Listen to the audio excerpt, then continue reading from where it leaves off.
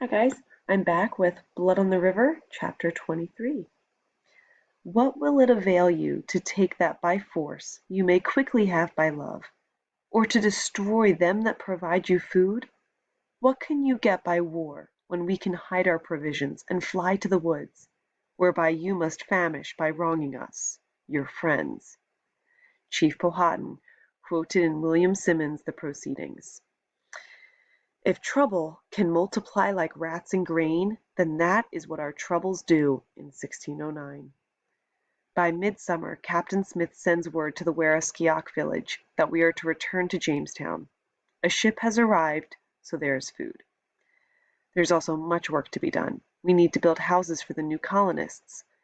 When I get to Jamestown, I am stunned by what I see. The Virginia Company has sent not only men, but families with women and children.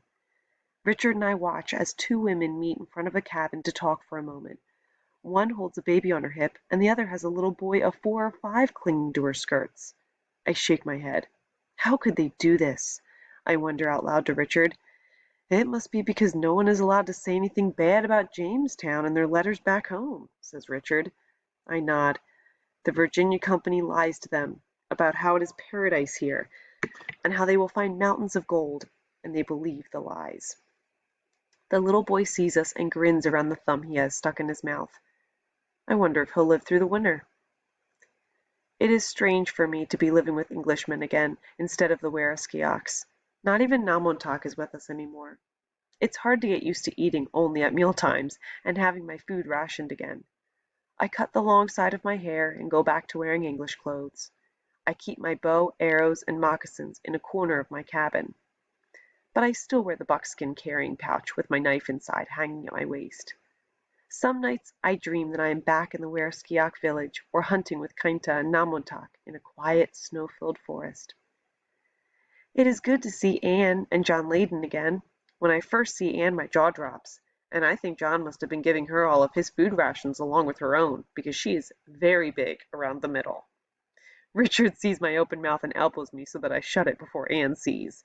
She's going to have a baby, he whispers. I blush at my ignorance. I'm glad Richard warned me before I said something to embarrass her. The ships keep arriving. The rumor is that the Virginia Company is tired of sending a few colonists and having most of them die off. So they're sending a lot, and women too, so that even if many die, the colony will still survive. By summer's end, we have nearly 500 colonists to feed and house. We also have horses, cows, goats, sheep, more hogs, more chickens, and more dogs and cats. There is hardly room to step without landing on someone's foot, a squawking chicken, or a pile of cow dung. We cannot get the houses built fast enough, and we're crammed together almost the way we were on the 'tween deck of the Susan Constant. Arguments flare up nearly every day. The ships have also brought back Captain Archer and Captain Ratcliffe. They make no secret of the fact that they hate Captain Smith and want to be rid of him. There is a new charter, they say, sent by the Virginia Company.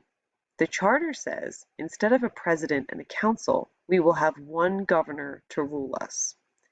That governor is, for now, Sir Thomas Gates.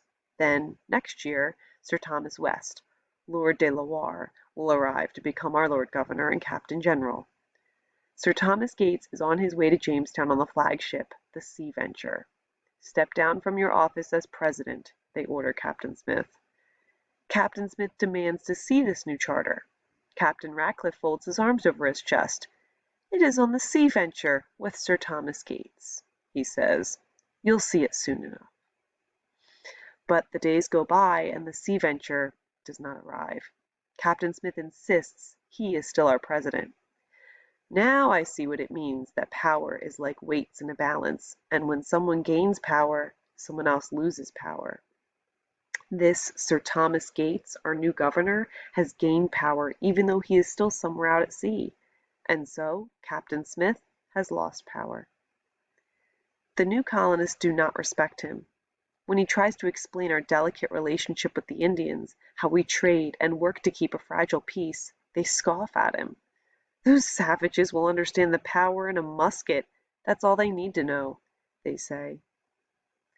The day I see smoke rising over the treetops, I know something has gone terribly wrong. Two of the new settlers come straggling into the fort dragging wooden clubs, their faces smudged with soot. "Did you see that savage's expression when I lit up his house?" one man asks the other. He makes a mock terrified face and takes a few running steps as if he's escaping something. "Ha! And look at this," the other man says. "I found it in a house with a bunch of bones, as if the dead men could take it all with them." He pours out the contents of a sack. Necklaces of shiny beads, copper, and tiny, beautiful shells go scattering over the ground. I stare in horror. They have robbed the Indians' temples, taken the jewels from the bodies of their dead werewonses, set their houses on fire. "How many do you think we killed?" one is asking the other, holding up his club and examining it. My legs go weak. The club is stained with blood. I don't stay to hear the answer, but run to Captain Smith's cabin. My throat is tight with rage, but I choke out the words. "The new settlers," I say. "They're killing and burning." Captain Smith marches to where the two men are still gloating, telling of their escapades to anyone who will listen. Captain Smith's glowering eyes silence the men at once. He demands to hear it all, and the men sheepishly give a full account. A group of our colonists have burned the natives' houses, stolen from their gardens, robbed valuables from their temples, beat the people with clubs, and shot them with muskets. The natives have become furious and killed some of our colonists, and so the Englishmen feel they have the right to do more killing and burning and stealing. I want to shout at them. How could they do this? They don't care that the natives have saved us from starvation over and over again. They don't care that Chief Powhatan himself saved us from freezing and hunger when all our houses burned. They have no hearts, only pride and a feeling that they are superior. They say the natives are savages, but in truth, these ignorant Englishmen are the savages. Captain Smith is as angry as I am. "Are you trying to start an all-out war with the natives?" he shouts. "With 10,000 of them and a few hundred of us? Are you insane?" I can see it in his eyes, the fury and the rage. He wants to punch something, beat someone's face in, punish the men who've done this. And then I see him do the same thing he did so long ago on the ship the day Master Wingfield ordered him arrested. He narrows his eyes. He must be focusing his anger, I think. He's devising a plan to try to change all of this. "I will go up the river and talk to the tribes these men have wronged," he says. "I will work to make peace again. If I do not, it could be the end of our settlement." Captain Smith gathers a few men to sail upriver with him in the shallop. He chooses several men who've been here since the beginning, and then two of the new settlers, both gentlemen, tell him how much they want to help make peace with the Powhatans. They badger Captain Smith to take them along. Finally, he relents. I think these two gentlemen just want to get away from our crowded fort and go exploring. Then a new thought strikes me. What if they are not just bored young men who want an adventure?